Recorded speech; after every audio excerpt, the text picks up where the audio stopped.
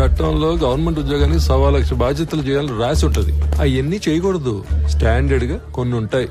మూసుకొని అవి చేసుకుంటూ పోవటమే.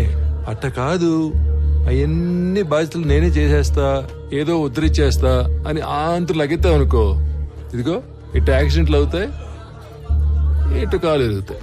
అయినా ఇవన్నీ నాకెందుకులే, నువ్వే యాక్సిడెంట్ చేసావని నిజాయితీగా పైకి రిపోర్ట్ రాస్తా.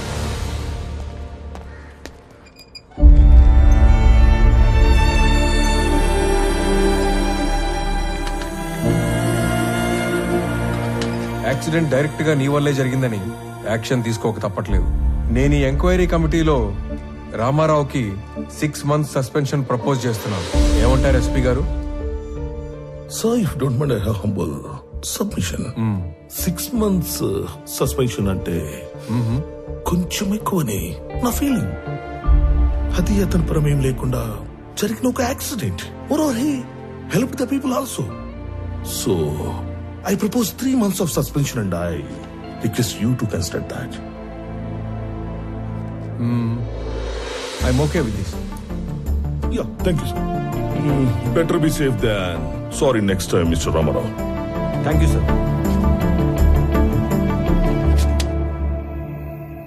ఫోన్ చేసిన వెంటనే వచ్చినందుకు మీ అందరికి చాలా థ్యాంక్స్ రా. మేము మనందరినీ ఈడ పిలవడానికి ఇంకో బలమైన కారణం ఉండాలి. నేను ఇక్కడికి ట్రాన్స్ఫర్ అయ్యి వచ్చాక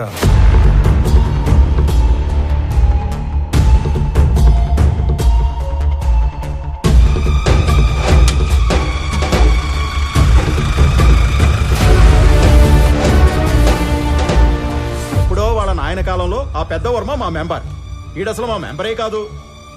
పండి పండి. ఎవడో మాల్ తోలేవాడి గురించి మమ్మల్ని అడిగితే మేమేం చెప్తాం? మాలంటే రకరకాలు ఉంటాయి సార్, అవన్నీ మాకు తెలీదు. సార్, మాలంటే ఎర్రచందనం సార్. మిస్ అయిన 20 మందికి ఆ మాల్కి ఏదో సంబంధం ఉందని అక్కడే తెలిసింది. అయినా మావా, ఈ మిస్ అయిన వాళ్ళందరూ కర్ణాటక పోలీస్ కస్టడీలో ఉంటారేమో, ఒకసారి చెక్ చేసుకోవచ్చుగా? సలీం, ఆ లిస్ట్ లో ఉన్న వాళ్ళు ఎవరు పోలీస్ కస్టడీలో లేరు, ఆల్రెడీ చెక్ చేశాం. అందుకే నేను దీని రూట్స్ లోకి వెళ్ళాను. నేను మొదటిసారి తిరుపతికి వెళ్ళినప్పుడు శేషాచలం ఫారెస్ట్ తో పాటు చాలా చోట్ల తిరిగి స్మగ్లింగ్ గురించి డీటెయిల్డ్ గా తెలుసుకున్నాను.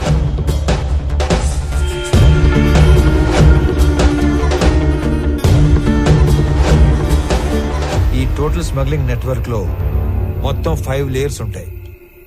Number 1, wood cutters. వీళ్ళు పేద లేబర్. ఎక్కడో తమిళనాడులోని తిరువనమలై దగ్గర ఉన్న జవాదుమలై ప్రాంతం నుంచి వస్తారు. Second, loaders. వీళ్ళు శేషాచలం ఏరియాలో లోకల్ వాళ్ళు. సీక్రెట్ లొకేషన్ కి వుడ్ ని చేరుస్తారు. Third, keepers. వీళ్ళు కూడా లోకల్ వాళ్లే. సీక్రెట్ లొకేషన్స్ లో ఎర్ర చందనాన్ని కొన్ని రోజుల పాటు దాస్తారు.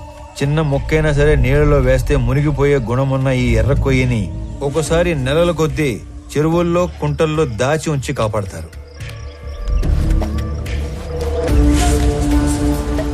Fourth, transporters.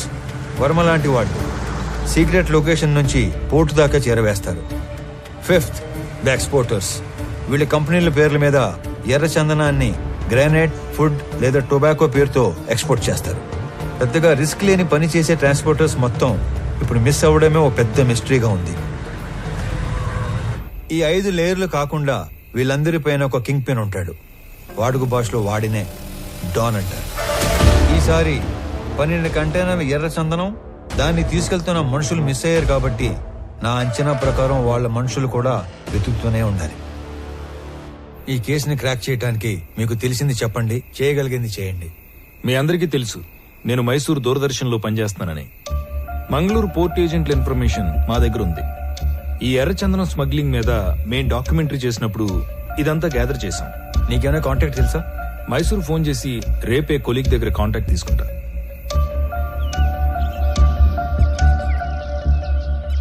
నేను నీకు రాత్రి చెప్పినట్టుగానే మా ఆఫీస్లో కొలీగ్ కి ఫోన్ చేసి కాంటాక్ట్ తీసుకున్నాను. నువ్వు అనుమానించినట్టే పోర్ట్ ఏజెంట్ అప్పుడు మిస్ అయిన మాల్ కోసం తిరుగుతున్నాడంట. నువ్వు వెళ్ళి కలవచ్చు. సరే మరి నేను వస్తా. అలాగే.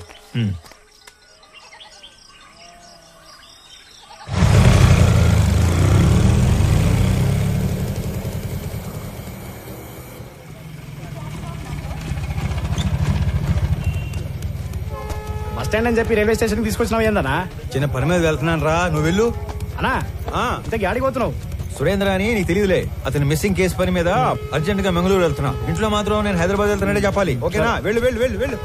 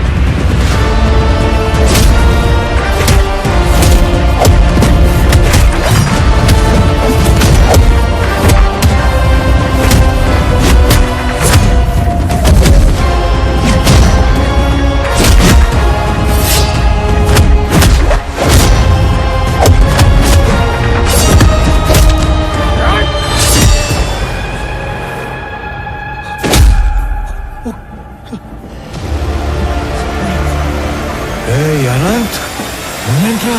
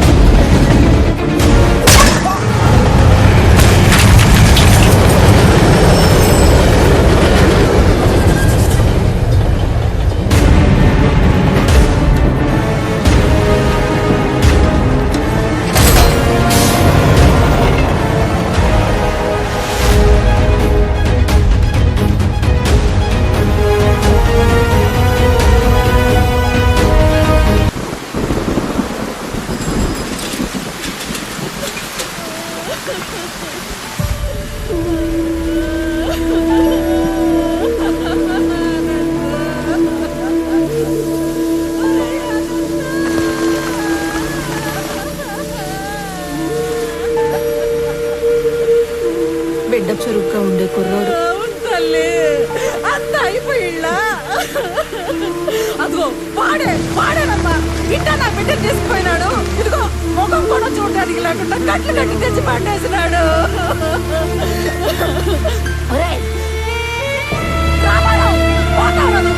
నాశనం అయిపోతావు, సర్వనాశనం అయిపోతావు,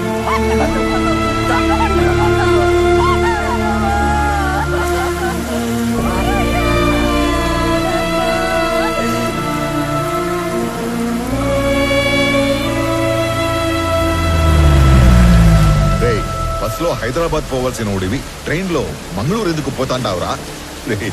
మీ పిన్ని శాపనార్థాలు మన కుటుంబానికి తగిలేట్టు ఉన్నాయిరా. ఈ గందరగోళంలో నా గుండె ఆగిపోయేట్టు ఉందిరా. రామారావు, నిజం చెప్పరు. అయినా నేను చెప్పింది నిజమేనా? నిజం కాదు, అన్ని ఉత్త కూతలే. ఇదిగో పెద్దాయనా, మీ వాడు ఏం చెప్పాడు? ఆ బాడీ ట్రైన్ లో నుంచి జారి పడిందన్నా. అస్సలు కాదు, రన్నింగ్ ట్రైన్ లో నుంచి ఎవడో బలవంతంగా తోస్తే ఆ బాడీ బయటపడి తుక్కు తుక్కు అయ్యింది. హే రామారావు, బల్లె దొరికావరా సామె. ఈసారి ఉళ్ళ నువ్వు తప్పించుకోవటం నన్ను తిక్కమక్క పెట్టినంత తేలిక కాదు. ఉడుం పట్టు పట్టేస్తా. పాపా స్టేషన్ పోతాంపా. అరే నువ్వు కదలరా సామె, నేను ఎంక్వైరీ చేయాలి. రామారావు, ఇది నువ్వు ఇన్వాల్వ్ అయ్యే టైం కాదు. ఇప్పుడు మా ఇంట్లో ఎమోషన్స్ కంట్రోల్లో లేవు. అనవసరంగా నన్ను ఇరకాటంలో పెట్టాల్సిన అవసరం లేదు నీకు. ఉందిగా, అవసరం ఉంది. అవును, అప్పుడు మనం మొదట్లో కలిసినప్పుడు ఏదో చెప్పావు. క్రిమినల్స్ నేరం చేసినప్పుడు దొరకటం కన్నా పోలీసులకి అవసరం ఉన్నప్పుడు దొరకటం ఎక్కువ. అదే మరి. ఇప్పుడు నువ్వు నాకు అవసరం. పాపా స్టేషన్ పా.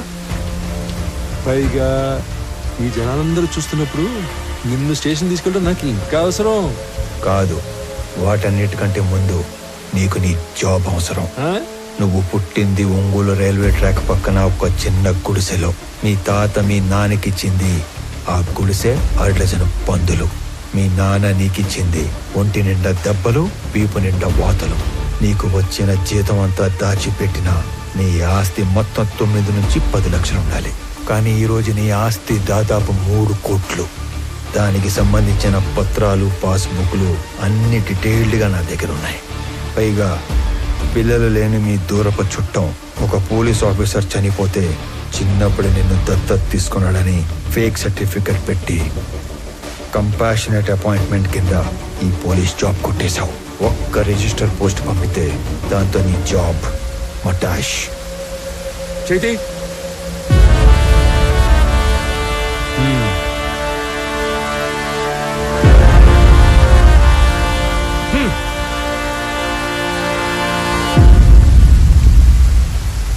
ఏందిరా, ఆ పోలీసు ఎంత బలంగా వచ్చినాడో అంతే భయంతో పోయినాడు. ఏం చెప్పి భయపెట్టినావురా? అసలు ఏం చేస్తున్నావు నువ్వు? అనంత వాళ్ళు ఈ మధ్య ఆస్తులు ఏమైనా కొన్నారా? ఎక్కువ డబ్బు వాళ్ళ చేతులు మారడం ఏమైనా చూసావా? నేనేం అడుగుతాంటాను, నువ్వేం అడుగుతాంటావు? రే, తండ్రి అయ్యుండి ఈ వయసు తండ్రితో అబద్ధం చెప్పకూడదురా. నేనేం అబద్ధం ఆడలేదు నాయనా. నేను ఎక్కువ బాధ పెట్టకూడదని నిజాన్ని దాచాను.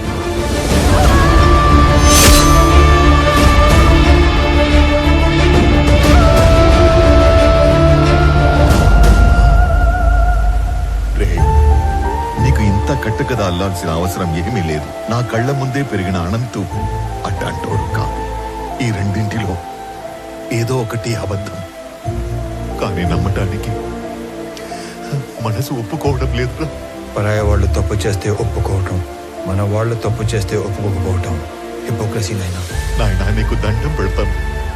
నాకు నీ అంత పరిజ్ఞానం లేదు, కానీ మమ్మల్ని ఏమాత్రం నెమ్మదిగా బతకనియాలని ఉన్నా ఆ మాలిని సమస్యని దయచేసి ఇక్కడితో వదిలేరా.